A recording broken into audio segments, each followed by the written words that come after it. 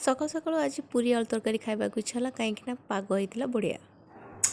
तो ब्रेकफास्ट खाई सारा मुझे लंच रेडी कर लंच रे मुग डाली करी एठी फुलकोबी आलू काटिक रखी टे कषा करी आउ सतुला करी सतुला कहीं बाबा इच्छा से सतुला करी। तो रोषे करी भाविली कि आप गोटे क्वेश्चन करी देखिए आप तार आंसर दे पार्टी कि ना। तो क्वेश्चन हूँ कुनी बाछुरी मु बेकरे पघा कुनी दांतरे मु कामुड़े लुगा।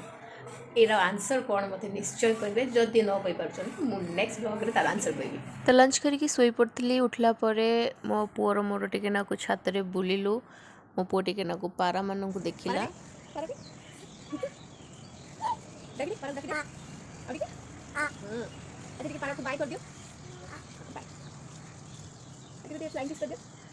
आज मु बेसी आ किसी वीडियो कर नथली।